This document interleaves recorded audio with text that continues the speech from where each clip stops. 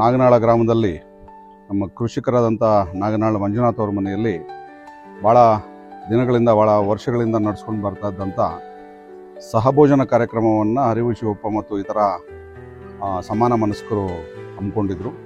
So ಇವತ್ತು ಇದು ಒಳ್ಳೆಯ ಒಂದು ಅರ್ಥಪೂರ್ಣ ಕಾರ್ಯಕ್ರಮ. ನಾನು ಈ ಜಿಲ್ಲೆ SP ಆಗಿ ಬಂದ ನಂತರ ನನಗೆ ಅರಿವು ಶಿವಪ್ಪ ಅವರ ಪರಿಚಯ ಆಯಿತು. ಈ ಶಿವಪ್ಪ ಸರಿ ಅರಿವು ಏನು ಅಂತ ನಾನು ಅದನ್ನು ಚೆಕ್ ಮಾಡಿ ನೋಡಿದಾಗ ನಿಜವಾಗ್ಲೂ ಅವರು ಈ ಸಮಾಜದಲ್ಲಿ ಇರುವಂಥ ಸಾಮಾಜಿಕ ಪಿಡುಗುಗಳ ಬಗ್ಗೆ ಒಂದು ಅರಿವು ಮೂಡಿಸುವಂಥ ಭಾಳಷ್ಟು ಕಾರ್ಯಕ್ರಮಗಳನ್ನ ಮಾಡ್ಕೊಂಡು ಬರ್ತಾ ಇದ್ದಾರೆ. ಸೊ ಹಾಗಾಗಿ ಅದೇದಾದಂಥ ಕಾರ್ಯಕ್ರಮಕ್ಕೆ ಇವತ್ತು ನನ್ನ ಕರೆದು ಈ ಕಾರ್ಯಕ್ರಮದಲ್ಲಿ ಭಾಗವಹಿಸಿದ್ದು ಭಾಳ ಸಂತೋಷ ಆಯಿತು. ಈ ಆಧುನಿಕ ಜಗತ್ತಿನಲ್ಲಿ ಮನುಷ್ಯ ಇನ್ನೊಂದು ಅದು ಏನು ಒಂದು ಜಾಡ್ಯ ಅಂಟ್ಕೊಂಡಿತ್ತು, ಆ ಜಾಡ್ಯವನ್ನು ಬಿಡಿಸುವಂಥ ದಿನಗಳು ಬರ್ತಾ ಇದ್ದಾವೆ.